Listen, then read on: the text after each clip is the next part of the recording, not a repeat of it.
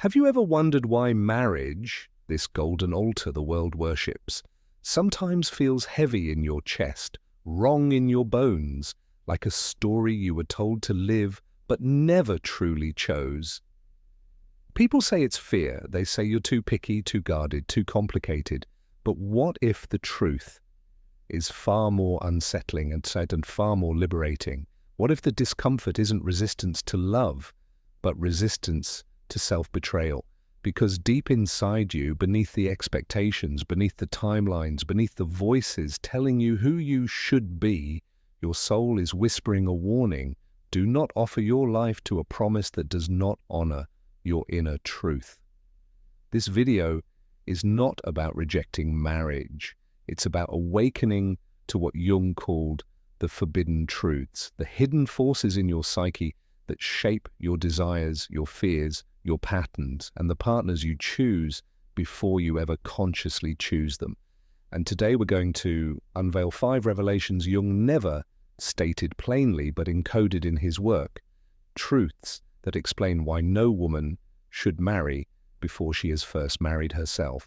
So take a breath, let the old scripts loosen their grip. Your awakening begins now. Before a girl learns the rhythm of her own heartbeat, the world hands her a script. Before she learns the sound of her own desires, the world teaches her how to smile for a future wedding photo. And long before she understands who she is becoming, she is already being prepared, not to live, but to be chosen. Society creates a bride long before it creates a woman. That is the first fracture in the feminine psyche. Carl Jung warned us about this fracture. He called it the split between the persona and the self, the mask you wear versus the truth you are. And for women, one of the earliest masks is the role of the good woman, polite, agreeable, desirable, selfless.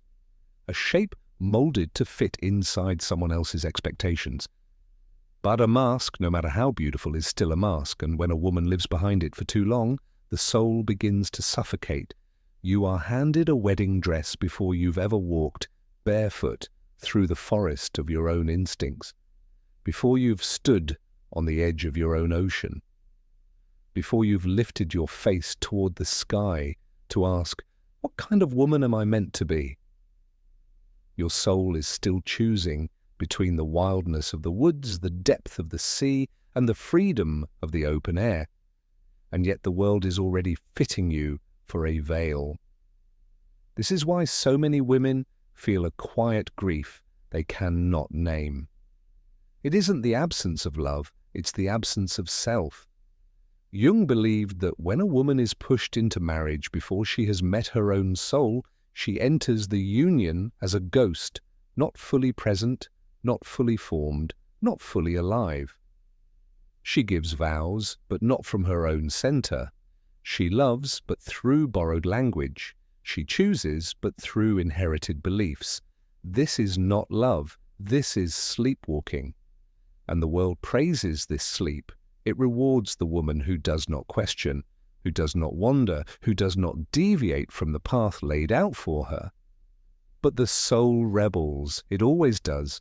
Jung wrote that anything we repress will eventually rise with explosive force, and the repressed self of a woman is no exception. You can see it in her eyes, the woman who did everything right, who followed the script, who married on time, who said yes because everyone said she should. But somewhere along the way, she lost the thread of who she truly is. Her smile remains, her roles remain, but something inside her sits untouched, unheard, unawakened. A woman who marries before she knows herself steps into a temple built on mist. She cannot offer devotion when she has not yet met the one who receives it, her own soul. She cannot stand firmly when she has not yet discovered the ground beneath her feet.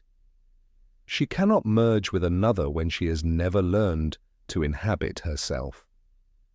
Insight number 1, the one Jung would whisper if he were alive today, is simple but radical.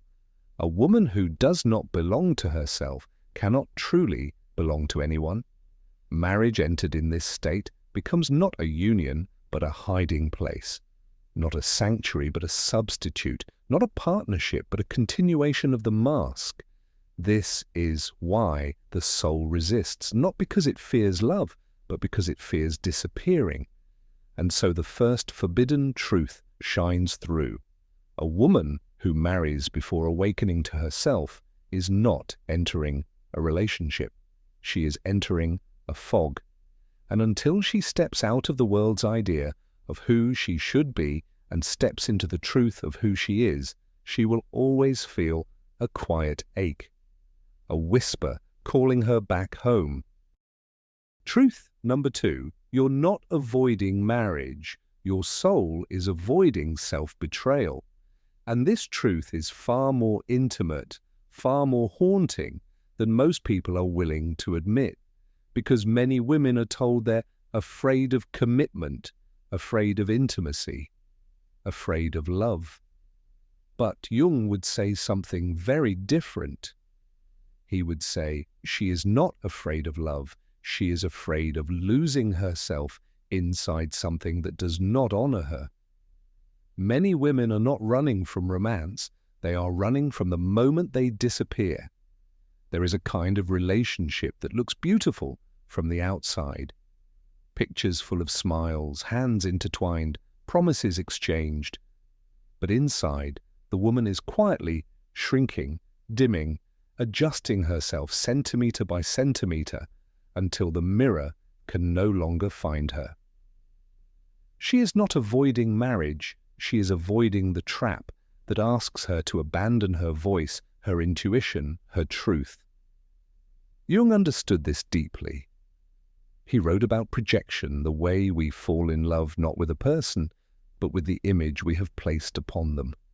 A fantasy, a reflection of our unfulfilled longing, a dream stitched from childhood wounds and unspoken desires. When a woman has not met her inner feminine, the part of her that holds her intuition, her self-worth, her emotional truth, she does not fall in love from fullness. She falls in love from absence. She seeks someone not to share her life with, but to fill the spaces she has never been taught to inhabit. And that kind of love feels intoxicating, but it is hollow. She may say she longs for marriage, but the deeper truth is this. She longs for someone to confirm she is worthy of existing. And that longing is dangerous, because the moment someone finally gives her that validation, she will surrender too much. She will bend too easily. She will trade pieces of her soul for the illusion of being wanted. This is why the soul resists, not because marriage is wrong, but because marriage entered from hunger becomes a kind of spiritual starvation. Your soul knows the difference. Hunger is not love. Fear is not destiny. Imagine the ring everyone expects you to wear. Feel its weight. It is not the metal that frightens you. It is the cost of wearing it for the wrong reason. You're not afraid of commitment. You're afraid of the price of committing to the wrong story, because the wrong marriage does not just break your heart. It breaks your connection to yourself. And Jung would warn, anything you use to avoid your loneliness will eventually become the thing that deepens it. If you choose someone to escape silence, you will feel silent inside the relationship. If you choose someone to escape emptiness, you will feel emptier beside them. If you choose someone so you don't have to face yourself, you will one day look in the mirror and no longer know who is staring back. But when the soul resists marriage, it is not resisting love. It is resisting the moment of self-erasure. It is protecting the woman you are still becoming. It is guarding the sacred ground of your awakening. It is saying, not yet, not like this, not at the cost of your essence. You are not avoiding marriage. You are avoiding the version of marriage that requires you to betray yourself. And until you learn to belong to your own soul, every invitation to belong to someone else will feel like a threat. Your soul knows the stakes, and it will not let you Sacrifice your becoming for the comfort of being chosen. Truth number 3. Until you meet your inner man, every outer man will become a projection. This is one of Jung's most unsettling truths, because it reveals that the man a woman is searching for out there is actually living inside her psyche as the animus. The animus is not a literal man, he is the inner masculine. Her clarity, her intuition translated into direction, her self-trust, her capacity to act, choose, protect, and speak with authority. But when this inner masculine has not been integrated, when she has not met him consciously, he becomes wild, distorted, fragmented. And so he appears in the outer world wearing 3 masks. First, the savior, the man who will rescue her from loneliness, lift her from uncertainty, give her a future she cannot yet give herself. He seems divine because she has placed upon him the godlike qualities of her own unlived strength. Then the tyrant, the man who dominates her spirit, whose approval she chases, whose disappointment shatters her. He carries the force of her unclaimed authority turned against her. And finally, the fantasy lover, perfect, magnetic, impossible. No actual human being can match the image she has crafted from longing, imagination, and the wounds she has never healed. This is the tragedy of the unintegrated animus. She never sees the man in front of her. She only sees the mirror of her psyche. Imagine a bride walking down the aisle of a cathedral made entirely of mirrors. As she approaches the altar, the groom's face keeps shifting, from the man she desires to the father she longed to please, to the shadow she fears, to a faceless figure woven from her dreams. She reaches out, but the image dissolves, because no man can hold the shape her mind has projected onto him. This is not a failure of love, it is a failure of inner union. Jung taught that projection is the psyche's attempt to return home to itself.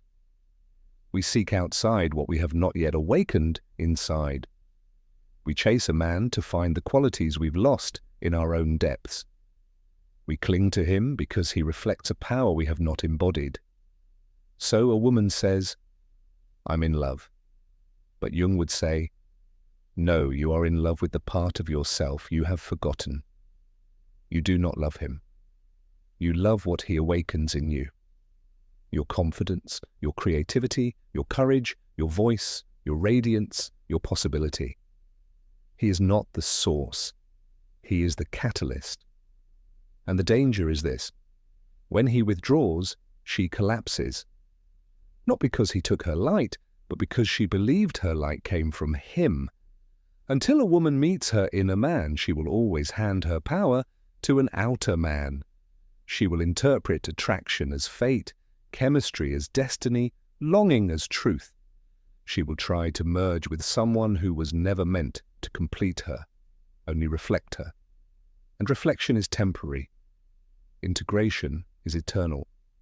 To meet the animus is not to find a lover. It is to reclaim inner sovereignty. It is to hear her own voice where she once heard commands. It is to follow her own direction where she once followed desire. It is to stand in her own authority instead of collapsing into someone else's arms. Insight number 3 is the heart of Jung's forbidden truth. You are not truly in love with the man. You are in love with the missing piece of your soul that he momentarily reflects. When this realization dawns, the spell breaks. The illusion dissolves. And the woman returns to herself, wiser, emptier of fantasy, fuller of truth. Only when the inner marriage begins, when she meets her inner masculine in clarity rather than projection, can she finally see a man as he is, not as the mirror she once needed him to be.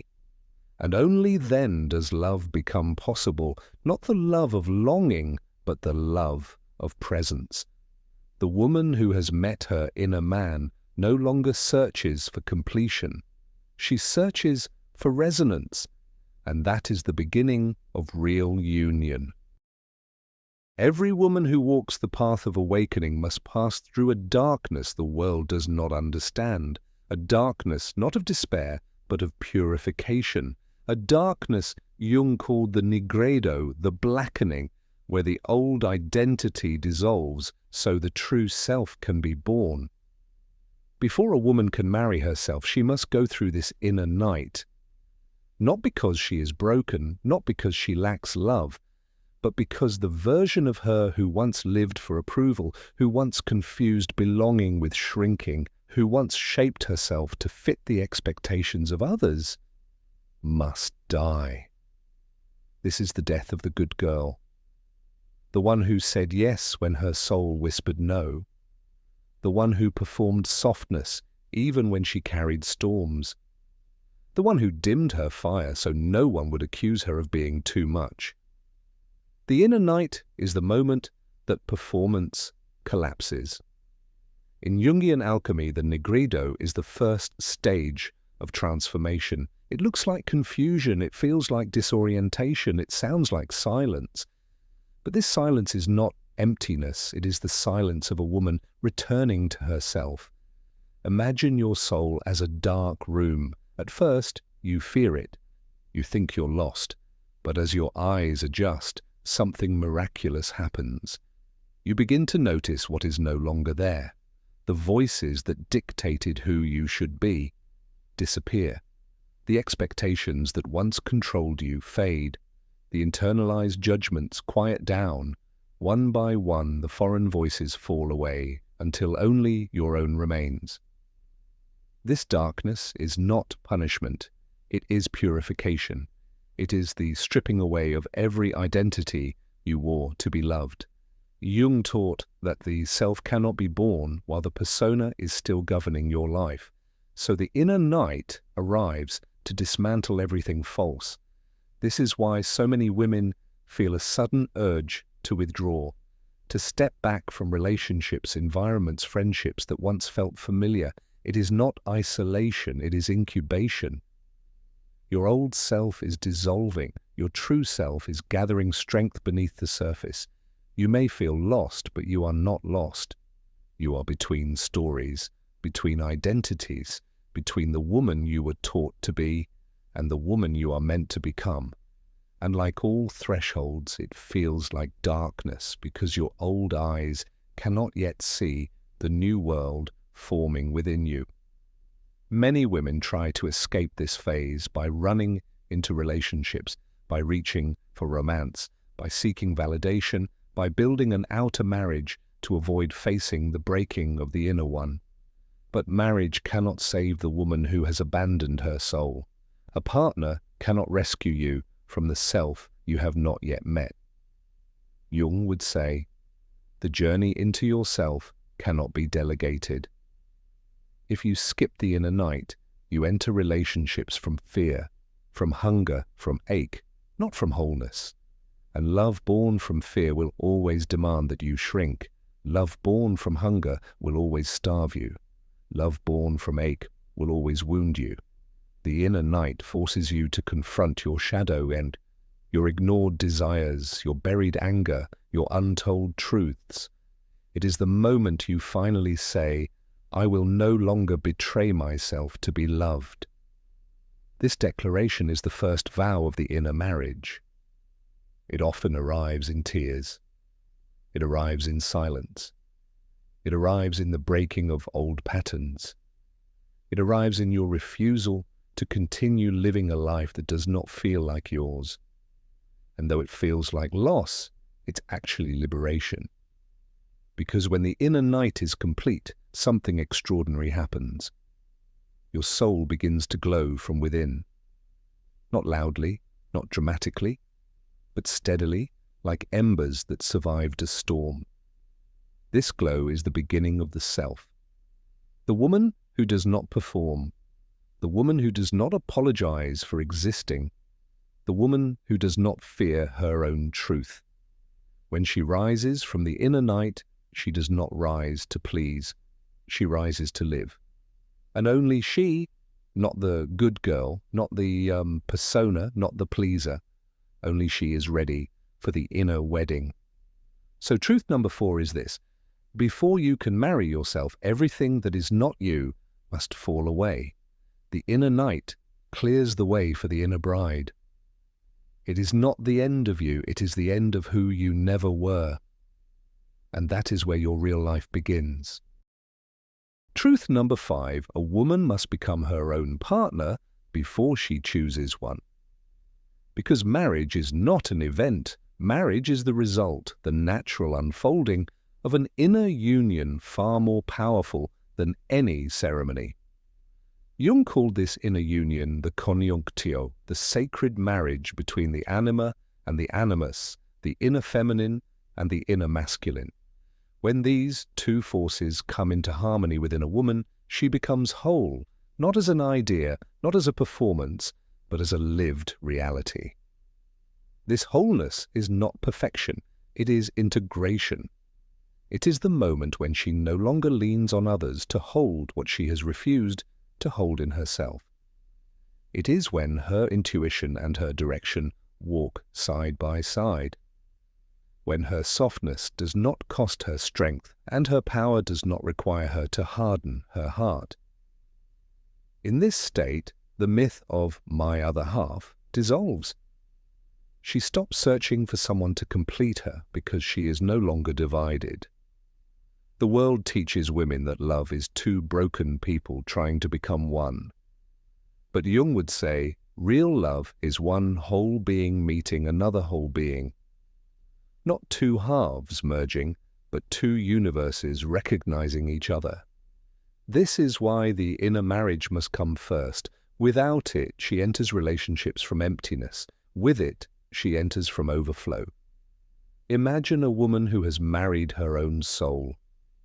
She becomes like a flame, steady, bright, alive. And only a man who is not afraid of light, not intimidated by warmth, not threatened by brilliance, can come close without burning. She does not dim for love. She radiates. This is the paradox of the awakened woman. The more she belongs to herself, the more deeply she can love another. Because her love is no longer a negotiation, no longer a strategy for belonging, no longer a contract built on fear. It is pure offering, pure presence, pure resonance. Jung warned that when a woman has not united her inner feminine and masculine, she will cling to a partner for stability, for affirmation, for identity. But when she becomes her own partner, something shifts. She stops asking, will he choose me? And starts asking, does this connection honor who I am becoming? This is sovereignty. Sovereignty does not mean isolation. It means she carries herself as her first home, her first commitment, her first source of truth. Only then can someone else be welcomed in, not as a rescuer, not as a crutch, but as a companion. In this state, relationships become mirrors of growth, not escapes from loneliness.